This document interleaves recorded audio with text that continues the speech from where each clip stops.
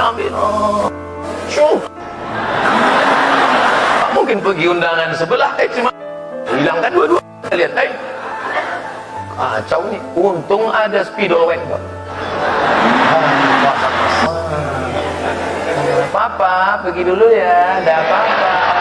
Sampai di tempat undangan, makan rendang, pedasnya minta ampun, kipas tak ada. Bau keringat lah, luntur. Anak kita merayakan ulang tahun dengan meniup lilin dan bertepuk tangan, bahkan bercampurnya laki-laki dan perempuan. Kita berdoa diajarkan Rabbana atina fid dunya. Ustaz Somad besok datang ke rumah ya, kenduri anak yatim. Karena anak saya ini pas hari kelahirannya. Boleh, silakan.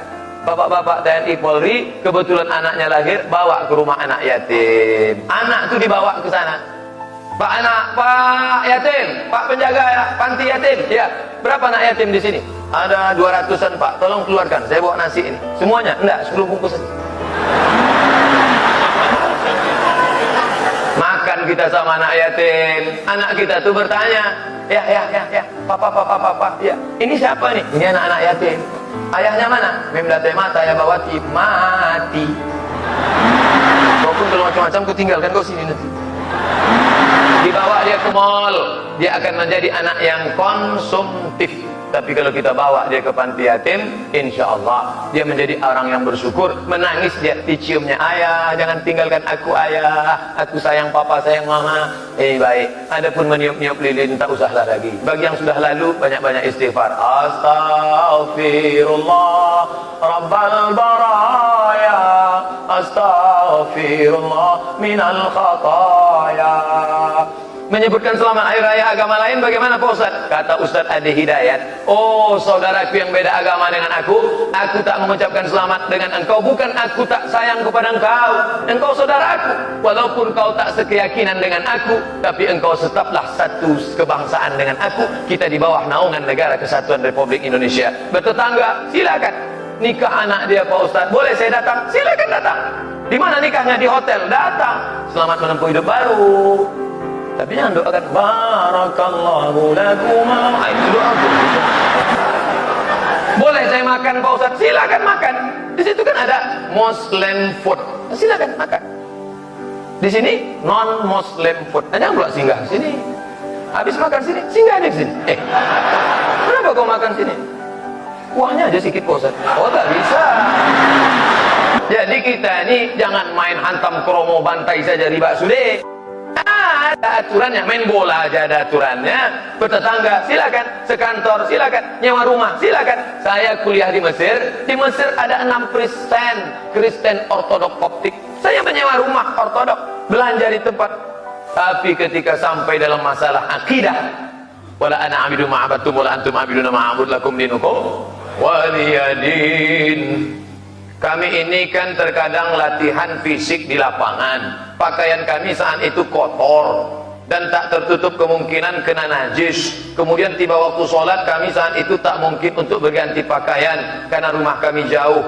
Jadi bagaimana Pak Ustadz? Itu tanah tidak najis, kecuali nampak betul anjing terkencing situ, duduk kita situ, itu baru najis. Jadi kotor tidak najis. Makanya kalau kita lihat orang Mesir sholat ya, dibentangnya koran di depan tokonya, Allahu Akbar, kotor bukan najis. Maka kita jaga. Lalu kemudian ada sarung kecil. Saya pergi ke Makassar, dikasih orang hadiah sarung kecil sebesar amplop kecil. Itu bisa kita kantong. Sampai masanya kita buka, kita pasang. Payah bukanya Pak Ustaz, kejap aja tuh. Kejap aja. Allahu Akbar. Ini kita jaga. Karena itu yang akan kita bawa menghadap Allah Subhanahu wa taala. Inna awwala ma yuhasabu bil 'abdu yaumil qiyamah. Yang pertama kali dihisab, dihitung nanti hari kiamat, salatuhu, salat. Kalau salatnya kacau, nauzubillah, nauzubillah. Apakah benar nanti di akhirat kita berkumpul lagi dengan orang-orang yang kita sayangi? Nampaknya tak sabar berjumpa dengan orang yang terkasih dan tersayang. Kira-kira Ustaz Somad nanti di akhirat jumpa tak dengan Pak Kapolda? Jumpa lah, pula tidak. Mohon maaf, terima kasih. Berkulit hitam peluk Nabi, kerat.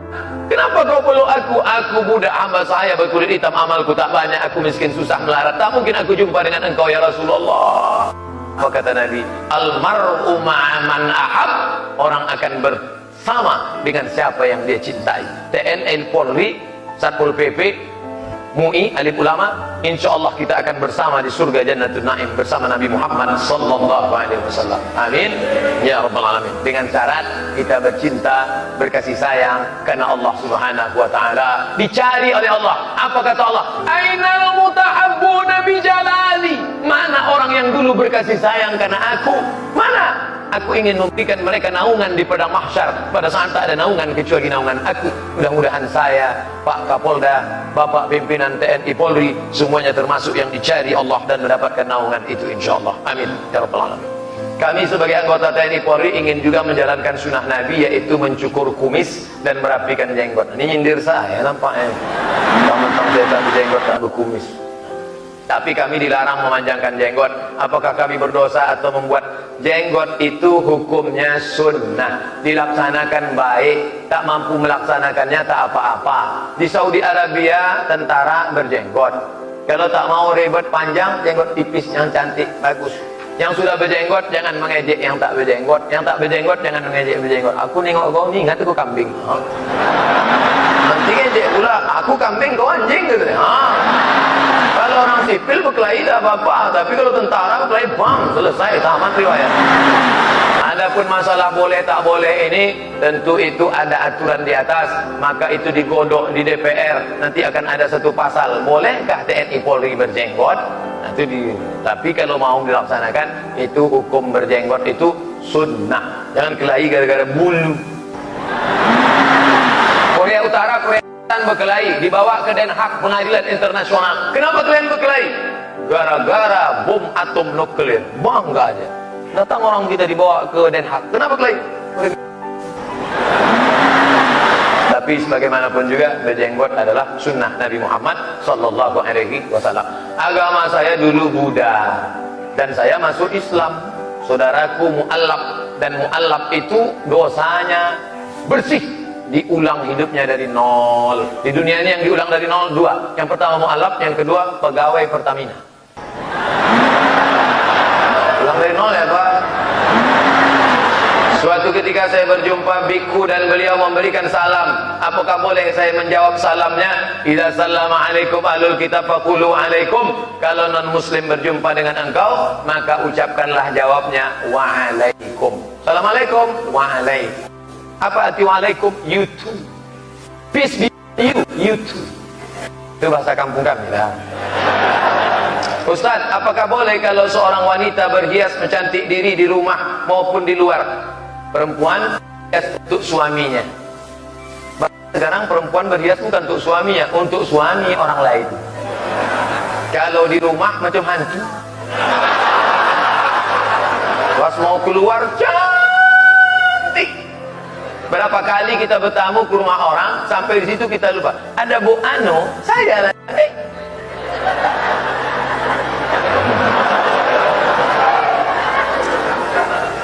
Jangan terlalu berpatokan pada make up. Make membuat up, naik ke atas. Salah pasang nanti orang senyum, kita senyum, yang disenyumkan orang kita. Pasang hijau, kiri biru. Apa tak senyum orang tengok kita? Wah, sanglah bedak keli 3 inci. Wah, muka putih, tangan hitam. La ilaha illallah. Ini alis tak boleh dicukur. Ini alis apa belum ada? Alis. Ini tak boleh dicukur. Dia ambil pisau, dia ambil. Syuh. Tak mungkin pergi undangan sebelah. Cuma hilangkan dua-dua. Lihat, kacau ni. Untung ada spidol wax. Papa, pergi dulu ya. Ada apa-apa. Sampai di tempat undangan, makan rendang, pedasnya minta ampun, kipas tak ada. Bawa keringatlah, luntur. Panas ya, Jeng? Iya. Balik ke rumah mati lampu. Assalamualaikum. Assalamualaikum, Bang. Buka pintu. Si abang buka pintu, tengoknya Allah la ilaha illallah qayyum la ta'khudhuhu.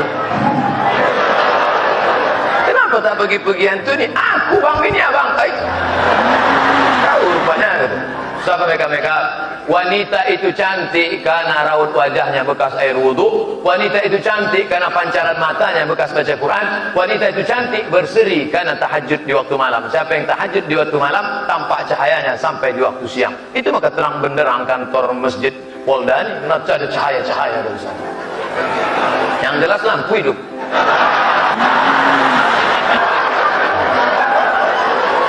Apakah keluarga yang non-muslim mendapatkan hak dalam warisan? Seperti apa solusinya jika tidak mendapatkan hak?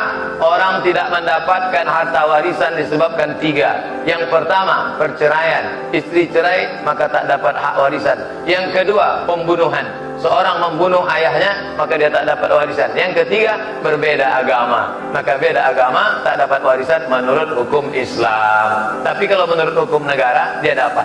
Saya masuk Islam Pak Ustaz, ya, orang tua saya non muslim, ya, meninggal dia, lalu mereka kasih saya, terima saja, boleh. Kenapa? Karena hukum konvensional membolehkan non muslim mendapatkan harta warisan. Apakah wanita yang banyak utang puasanya wajib diganti dengan bayar puasa atau dengan bayar fidyah? Setiap yang kita berada di depan ini pertanyaan ini penting. 90 hari mak kita tak puasa. 8 tuh Pak Ustaz. Oh ya. Saat kita berada dalam perutnya 30 hari dia tak puasa. Saat menyusu tahun pertama 30 hari dia tak puasa. Saat menyusu tahun kedua 30 hari dia tak puasa. Saat dia mau mengganti di tahun ketiga, adik pula menyusul. Makanya kalau suami itu ngaji, ngerti agama, diajaknya istrinya puasa Senin Kamis niat qadha, maka setahun bisa lunas 80 hari. Senin Kamis, Senin Kamis, Senin Kamis, Senin Kamis. 1 bulan 8 hari, 10 bulan 80 hari lunas. Selesai anak pertama. Maka qadha bukan kobo basuh tangan. Qadha ganti puasa. Kalau ibu tidak puasa karena diri ibu, maka ibu qadha saja. Tapi kalau ada unsur anaknya, janinnya lemah, terancam kesehatannya, maka qadha plus fidyah. Tak ingat saya Pak Ustaz, download buku 30 fatwa seputar Ramadan di Play Store. 30 fatwa seputar Ramadan. Penulisnya Abdul Somad LCM. Gratis. Udah saya download, kenapa nggak dapat Pak Ustaz? Paket tak ada. Apa hukum dalil menyogok dan mendapatkan suatu jabatan? La'ana Rasulullah SAW. Rasulullah melaknat, Allah melaknat ar-rashi yang memberi sogok, wal murtashi dan yang menerima sogok. Berapa lama kau nikmati duit sogok itu? Sogok, bawa ke Makkah. Labbaik Allahumma labbaik, labbaik Allahumma labbaik. Apa kata malaikat? La labbaik wala sa'daik. Kau tak dapat panggilan, kau tak dapat haji mabrur, zaduka haram, karena kau berangkat dengan uang haram. Patutlah dia tak mabrur Pak Ustaz, tak ada perubahan. Iya, dulu sebelum berangkat haji bercelana pendek, sekarang tak bercelana. Na'udzubillah. Mohon penjelasan dari Ustadz tentang isbal. Kaki celana melewati mata kaki namanya isbal. Nih, kaki celana melewati mata kaki ke bawah, ini isbal. Sarung, jubah melewati isbal. Kalau isbal gimana? Finar, di bawah mata kaki masuk neraka. Jadi kalau gitu Ustadz masuk neraka tadi? Iyalah masuk neraka, kalau gitu naikkan ke atas. Itulah maka banyak orang menggunting kaki celananya. Menggunting dengan yang belum menggunting. Kok kenapa tak kau gunting? Neraka nih. Kalau yang menggunting dengan yang tak menggunting kelahi, maka yang senang siapa? Yang tak bercelana. Maka dalam hal ini Bapak paham, tiba-tiba nanti terjadi keributan di masjid. Gara-gara apa? Gara-gara kaki celana. Kenapa kalian ribut? Katanya Pak Ustadz, katanya Pak Polisi, yang di bawah mata kaki masuk neraka. Memang betul yang di bawah mata kaki masuk neraka menurut satu hadis. Tapi dalam hadis yang lain, man jarra thawbahu khuyala, kalau sombong. Kalau tak sombong tak apa-apa. Karena dulu pakaian orang kafir Quraisy, pakaian orang Persia, pakaian orang Romawi, jubahnya panjang-panjang. Maka yang dimaksud Nabi itu kalau panjang berelak-elak ke bawah, itu sombong baru neraka. Kalau tak sombong tak apa-apa. kata Imam Syafi'i. Kalau tak sombong tak apa-apa, kata Imam Nawawi. Kalau tak sombong tak apa-apa, kata Imam yang ditulis dalam kitab Syekh Yusuf Al-Qardawi. Kalau tak sombong tak apa-apa, dalam kitab Subulus Salam. Kalau tak sombong tak apa-apa, kata Imam Syaukani dalam Nailul Autar. Maka Pak Polisi, tentara bisa menjadi orang memanage manajemen konflik. Jadi paham agama ini bukan hanya tanggung jawab ustaz saja. Bagaimana dengan tahlil Pak Ustaz? Tahlil, baca tahlil, la ilaha illallah, la ilaha illallah. Apa salahnya? Tahlil boleh, tahlilan tak boleh. Yasin boleh, yasinan tak boleh. Jumat boleh, jumatan tak boleh. Atau ada sembahyang Jumat. Maka tahlil mengirimkan doa untuk orang meninggal dunia sampai. Saya tak ada hubungan dengan Pak Polisi, dengan Pak Tentara, dengan Pak Angkatan Laut. Mana mungkin doa saya sampai? Sampai. Makanya kalau kita lewat di makam, kita ucapkan salam. Assalamualaikum ya ahlal kubur. Selamatlah kalian wahai penghuni kubur. Doanya sampai. Makanya salam itu dibagi 3. Salam yang pertama wajib dijawab. Itu salam saya pertama tadi. Assalamualaikum warahmatullahi wabarakatuh. Semua menjawab. Salam yang kedua tak boleh dijawab. Salam imam nanti sholat Jumat. Assalamualaikum warahmatullahi wabarakatuh. Waalaikumsalam Pak Imam. Salam yang ketiga kita tak ingin mendengar jawabannya. Mana itu? Itulah doa untuk orang meninggal dunia. Kalau kita lewat di makam, Assalamualaikum ya ahlal kubur. Tempat dia menjawab, Waalaikumsalam. Maka doa untuk jenazah itu sampai, Allahumma fir lahu warhamhu wa'afihi wa'fu anhu wa akrim nuzulahu wa siyama dakhalahu waghsilhu. Baca buku saya 37 masalah populer. Buku saya rata-rata insyaallah tujuannya semua Kamtibmas, keamanan, ketertiban masyarakat dari aspek agama. Heboh masalah akikah kurban, buka buku saya 30 tanya jawab kurban. Heboh masalah zakat, buka pengajian tentang zakat profesi. Heboh masalah bid'ah, buka 37 masalah populer, gratis, download internet. Boleh dicetak, boleh, silakan cetak, tapi jangan dibuat di sampulnya, coblos nomor 2 ya. Pak Ustadz, apa hukum wanita muslim tak mengenakan jilbab? Ada orang tak berjilbab, lalu saya usir, pergi sana. Itu bukan mengajak. Kita ini mengajak bukan mengejek, merangkul bukan memukul, betul? Ada orang hadir ke majelis pengajian Buya Hamka, tidak pakai jilbab, kukunya panjang, kuteknya tebal. Setelah saya acara pengajian, dia datang, Buya Hamka, iya, aku belum pakai jilbab, kukuku panjang, kutekku tebal. Apa kata Buya Hamka? Anakku, nanti kalau imanmu menebal, kutekmu menipis. Alam, kata-kata Buya Hamka. Mula-mula kau pengajian dulu, nanti setelah itu kau pakai jilbab, habis itu kau potong kuku yang panjang, kuku sebelah kiri panjang, gimana cebok? Nanti masa bakwan Insya Allah semuanya akan baik, berproses. Mungkin jilbabnya bapak pasrah tapi tak rela dulu. Sudah agak-agak lama baru naik ke proses jilbab yang model keduanya, jilbab sakratul maut. Yang lihat di leher.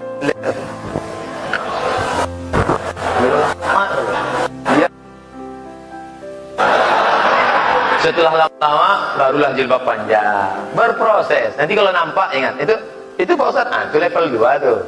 Kalau yang itu level 3 tuh. Kita sama-sama tahu. Semuanya insya Allah masuk ke dalam hidayah Allah Subhanahu wa ta'ala. Amin. Ada juga yang menggunakan jilbab kerudung tapi rambut bagian atas. Itu pasrah tapi tak rela tuh. Level 2. Apakah saya berdosa? Saya menikah. Menikah kok berdosa? Tanpa restu dari orang tua. Apakah saya berdosa kalau saya menikah menggunakan wali hakim karena orang tua saya tak setuju? Pergi ke pengadilan, di sana ada kertas formulir untuk orang yang orang tuanya tak setuju, nanti disidangkan. Kalau orang tuanya matre karena duniawi, beralih perwalian dari wali ab'ad akrab ke wali ab'ad. Jangan langsung wali hakim aja, ada prosesnya itu. Ada orang tua itu tak setuju, aku tak setuju kalau menantu sama dia. Kenapa ya? Masa dia datang pakai kap 70 CB 100? Kalau itu ya, itu memang itulah, mantap tuh kata dia. Oleh sebab itu kalau dia karena sebab duniawi, itu boleh dialihkan ke yang lain, disahkan oleh hakim pengadilan agama. Pak Ustaz, nama saya XXX, tak boleh sebut nama, menjaga kode etik jurnalistik.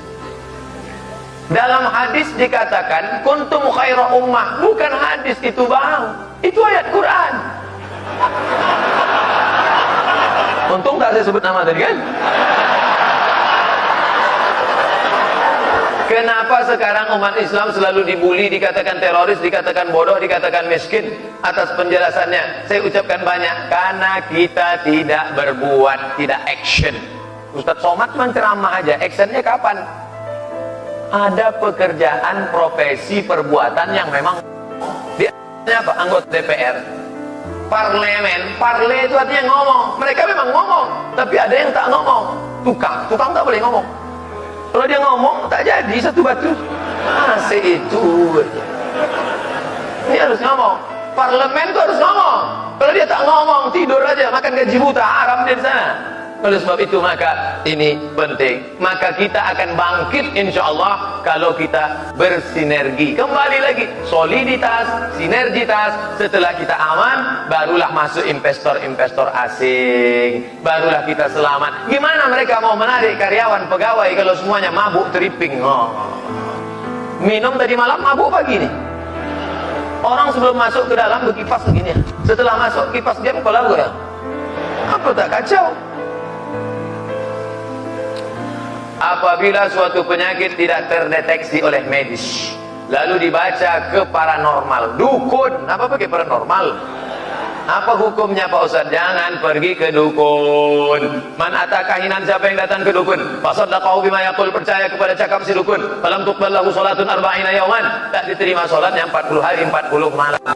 Jadi perginya ke mana? Ruqyah. Kalau di Pekanbaru tahu saya tempatnya, Jalan Sumatera, Masjid Al-Falah, Ustadz Saifullah. Nomornya 119. Kalau emergensi 911. Kalau diganggu hantu jembalang tanah, suster ngesot, ada gula, itu 119. Nanti dibacakannya ruqyah. Allahu la ilaha illa huwal hayyul qayyum, la ta'khudhuhu sinatun wa la nawm. Keluar jinnya insyaallah. Al-Quran adalah kitab yang kita yakini paling lengkap dan sempurna. Apa hikmah yang terkandung dari turunnya kitab Al-Quran terakhir dari kitab-kitab lain? Kenapa enggak langsung saja diturunkan satu kitab Quran saja? Padahal Allah Maha mengetahui ini zaman ada masanya. Ketika itu yang hebatnya sihir. Datang Nabi Musa alaihissalam. Ketika itu datang mukjizat, bisa orang menghidupkan orang mati, mengobati penyakit lumpuh dan buta. Datang Nabi Isa alaihissalam. Baru pada masa datangnya syair yang begitu indah, maka datanglah Al-Quran sebagai penyempurna. Ini namanya proses. Kitab yang dulu tak ada hukum, isinya sopan santun, budi bahasa, tata krama etika. Tapi setelah Al-Quran datang, maka dia mengandung hukum yang tegas. As-sinnu bisinni, dipatahkannya gigimu, patahkan juga gigi dia. Al-ainu bil aini, dicucuknya matamu, colok juga mata dia. Wal juruhat qisas, dilukainya pipimu, lukai juga pipi dia. Koma, itu belum titik. Faman afa, siapa yang mau memaafkan, wa aslaha, mau berdamai, fa ajruhu 'ala Allah. Ada hukum dan ada perdamaian, ada akhlak, ada juga hukum. Maka Islam datang disempurnakan oleh Nabi Muhammad sallallahu alaihi wasallam. Al-yauma, hari ini, akmaltu lakum dinakum, kusempurnakan agamaku, wa raditu lakumul Islam madina, kuridhoi Islam sebagai agamamu. Bagaimana hukumnya orang yang berlainan agama nikah mengikut secara muslim? Kementerian Agama Republik Indonesia, ujung tombaknya di kecamatan KUA. Tidak ada KUA yang berani menikahkan beda agama, karena dalam hukum kompilasi hukum Islam Indonesia, beda agama tidak sah. Kalau ada artis menikah beda agama, dia tidak tercatat di KUA, tapi di catatan sipil, atau pergi ke Australia, ke Amerika, ke Jepang dan lain sebagainya. Maka dalam hukum Islam tidak boleh nikah beda agama. Allah Subhanahu wa taala memerintahkan kepada malaikat Jibril agar memperjalankan Nabi Muhammad pada malam hari dari Masjidil Haram ke Masjidil Aqsa, kemudian naik lagi ke Sidratul Muntaha. Sebelum diwajibkan salat, Masjidil Haram, Masjidil Aqsa digunakan untuk apa? Tempat tawaf, beribadah, berkeliling. Inna safa, beribadah, subhanallah walhamdulillah wala ilaha illallah, Allahu akbar. Apakah ada salat sebelum Nabi Muhammad? Ada salatnya saja. Salat siapa itu? Nabi Sulaiman alaihissalam.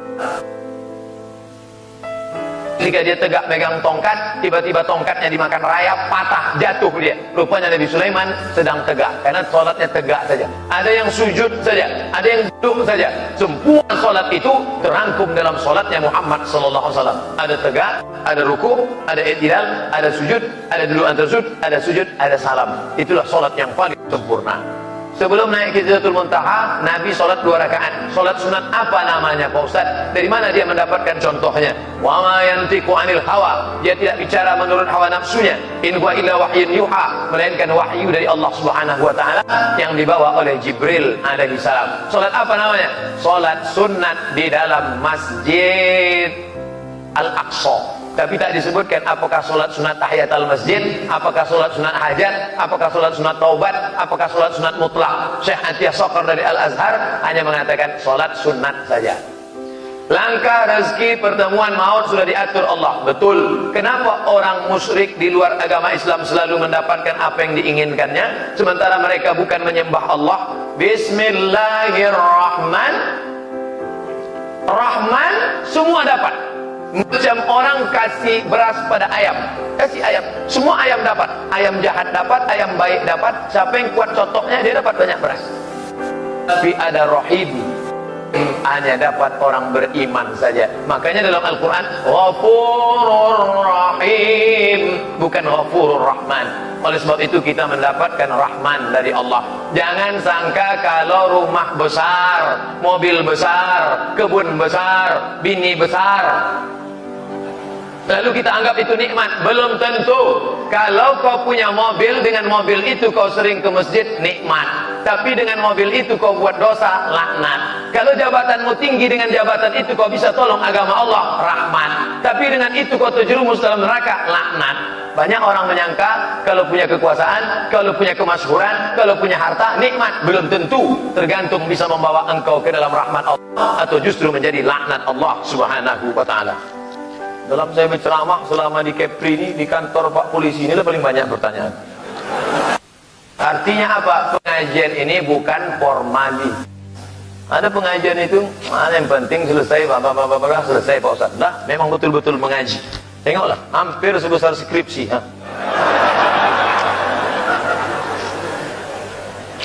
Tiga lagi, sabar, sabar, dan sabar. Di manakah Allah Pak Ustaz? Alladzi ayyanal aina la yuqalu ayyanahu aina. Sebelum tempat ada, dia sudah ada. Bagaimana kita memakai kata di mana? Sebelum kata di mana itu ada, dia sudah ada. Lalu apa makna ayat Ar-Rahman 'alal arsy istawa? Allah duduk di atas arsy, Allah berkuasa. Pemahamannya serahkan pada Allah Subhanahu wa taala. Kita tidak mentakwilkannya, tapi untuk membela orang yang mengatakan Allah duduk di atas aras seperti aku duduk di atas kursi, maka datang Imam Abdul Hasan Asy-Syadzili mentakwilkan. Bapak Kapolda duduk di atas kursi Kapolda selama 5 tahun. Bukan artinya Pak Kapolda duduk aja di atas kursi. Makna duduk di atas kursi itu berkuasa. Itu maknanya.